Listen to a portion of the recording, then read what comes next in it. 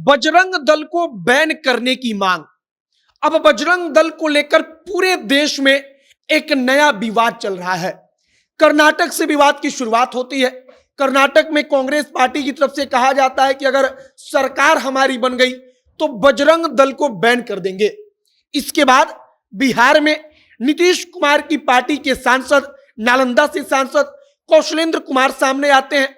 वो कहते हैं कि बजरंग दल जैसे संगठनों को रोक देना चाहिए, इनको बैन करना चाहिए।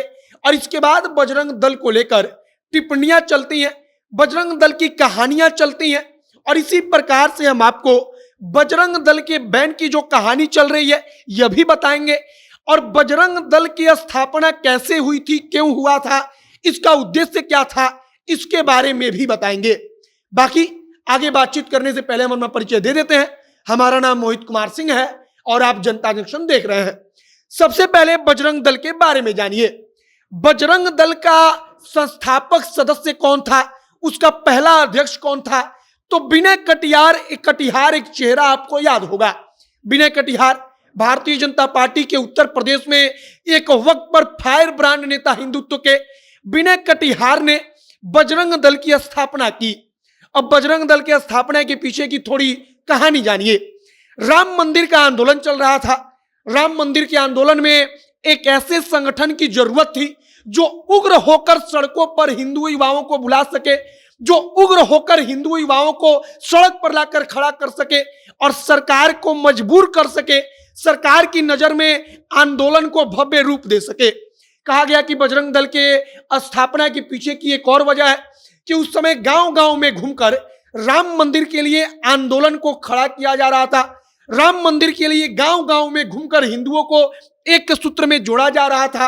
लेकिन ऐसी कोई यात्रा होती थी तो उस पर पथराव हो जाता था, उस पर किसी प्रकार का हमला हो जाता था। हमला करने वाले दूसरे धर्म के लोग होते थे, पुलिस उस वक्त पर साथ नहीं देती थी, तो फिर बजरंग दल बना। अब बजरंग दल बना तो क्या हुआ, बजरंग दल में जिन युवाओं को लाया गया उनको एक प्रकार से ट्रेनिंग दी गई कि उनको सिक्योरिटी देना है। आप समझिए कि हिंदू नेता जो थे, जो उस समय आंदोलन चल रहा था, उस आंदोलन को सुरक्षा देने के लिए बजरंग दल की स्थापना हुई। बजरंग दल धीरे धीरे इतना बड़ा हो गया कि जैसे आरएसएस जो है, राष्ट्रीय स्वयंसेवक संघ, वो अपना शाखा चलाता है, ऐसे ही बजरंग दल आज पूरे देश में 2500 से ज्यादा अखाड़े को संचालित करता है। 2500 से ज्यादा अखाड़ा बजरंग दल पूरे देश भर में, पूरे भारत में संचालित करता है। और यही कारण है कि बजरंग दल के एक इशारे पर सड़क पर एक भीड़ इकट्ठा हो जाती है। सड़क पर अगर हिंदुत्व की बात आती है तो भगवा झंडा लेकर लोग उतर आते हैं, खास करके युवा वर्ग उतर आता है, क्योंकि बजरंग दल सीधे तौर पर हिंदुओं का जो युवा वर्ग है, जो युवा लोग हैं, उनसे जुड़ा हुआ है। अब बजरंग दल के इतिहास के बारे में मैंने आपको थोड़ी बहुत जानकारी दे दी। बजरंग दल का बड़ा योगदान भी रहा है राम मंदिर के आंदोलन में। राम मंदिर का पूरा जो आंदोलन रहा उसमें बजरंग दल की अपनी एक अलग प्रभाव रही है।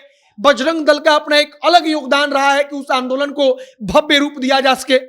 अब आइए बजरंग दल के बैन वाले मामले पर। नीतीश कुमार की पार्टी के सांसद हैं, उनके अपने गृह जिले से, नालंदा से, कौशलेंद्र कुमार बजरंग दल पर सवाल उठाते हैं, कहते हैं कि बजरंग दल पर बैन लगा देना चाहिए। अब बजरंग दल पर बैन लगाने की मांग कर्नाटक से निकली है। कर्नाटक में कांग्रेस पार्टी कहती है कि सरकार बनी तो हम बैन कर देंगे, बजरंग दल को रोक लगा देंगे। और कर्नाटक बजरंग बली की जन्म स्थली है।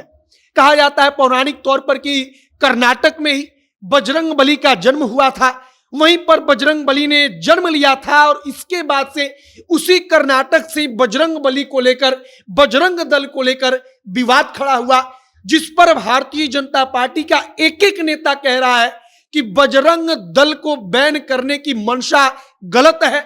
और अब भारतीय जनता पार्टी, अब कहिए कि उधर देशव्यापी राजनीति में लगी है, लेकिन इधर बिहार में जो है नीतीश कुमार के सांसद कहते हैं कि बजरंग दल पर रोक लगा दीजिए।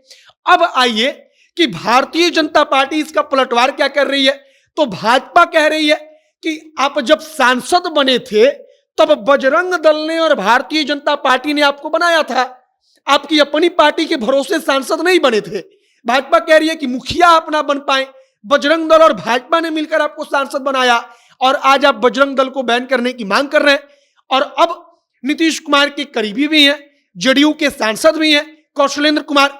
जब बजरंग दल का मामला इन्होंने छेड़ दिया है तो अब आगे देखिए और क्या कुछ होता है। आगे जो भी नई जानकारी, जो भी और नया अपडेट आएगा, सब कुछ हम आप तक पहुंचाएंगे। तमाम खबरों के लिए हमारे साथ बने रहिएगा। वीडियो यहीं पर समाप्त करते हैं। कैमरे से विशाल खड़े हैं और मैं मोहित कुमार सिंह। बहुत बहुत धन्यवाद।